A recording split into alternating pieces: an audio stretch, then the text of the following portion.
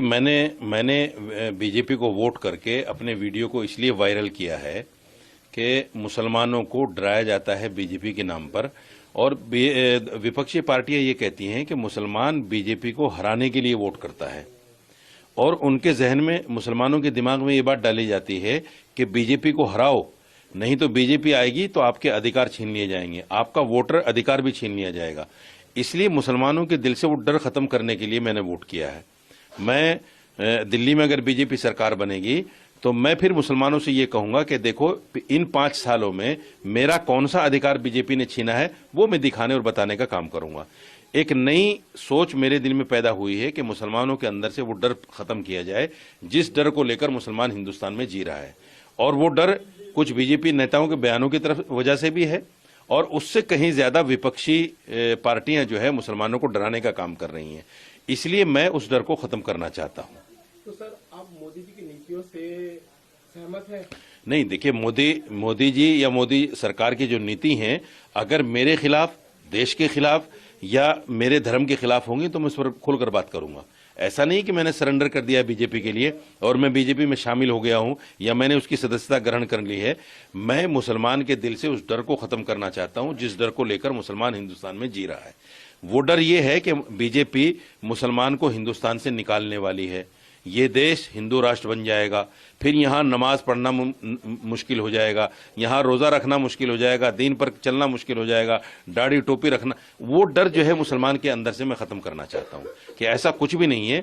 हम यहाँ करोड़ों की तादाद में हैं, लाखों में नहीं, करोड़ों में हैं। करोड़ों लोगों को देश से निकालना ये नामुमकिन चीज है। मुसलमान उस दिल को अपने डर को अपने दिल से निकाल दें। सर, इस वीडियो के वजह से आपको काफी लोग आपकी आलोचना, हाँ, मुझे थ्रेड कर रहे हैं। देखिए, मुझे थ्रेड भी कर रहे हैं लोग। मुझे मेरे व्हाट्सएप पे कमेंट में जाइए आप, मुझे बाकायदा थ्रेड मिल रही है, बाकायदा मुझे डराया जा रहा है और कहा जा रहा है कि आप तो बीजेपी को बिक गए हैं, बीजेपी से आपने पैसा ले लिया है, या सीबीआई या ईडी का डर दिखा दिया गया है आपको भी। ऐसा कुछ भी नहीं है। न मेरी किसी बीजेपी के नेता से मुलाकात हुई, न बात हुई। मैंने तो मुसलमान के दिल से वो डर खत्म करने के लिए काम किया है। मेरे ऊपर बहुत सारी एफआईआर है, मैं 2-3 केसों में जमानत पर हूं, लेकिन मैं फिर भी नहीं डर रहा हूं।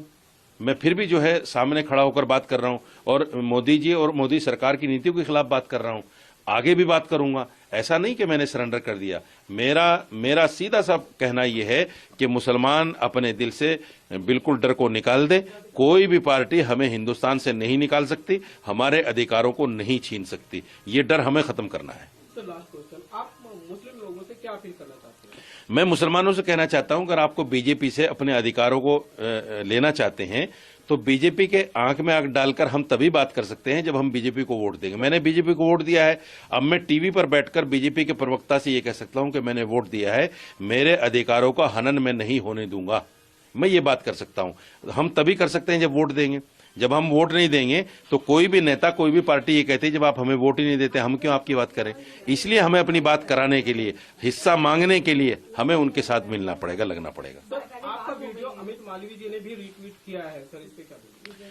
उन्होंने किया होगा, मुझे पता नहीं। मुझे आपसे पता चल रहा है कि अमित मालवीय ने किया है। जाहिर बात है उनको कुछ फायदा हुआ होगा उससे। मुझे तो ऐसा कुछ नहीं कि मुझे बीजेपी को फायदा करना था, बीजेपी को फायदा पहुंचाना था। मैं तो एक मैसेज देना चाहता हूं मुसलमानों को, और वो मेरा मैसेज आपके माध्यम से चला गया।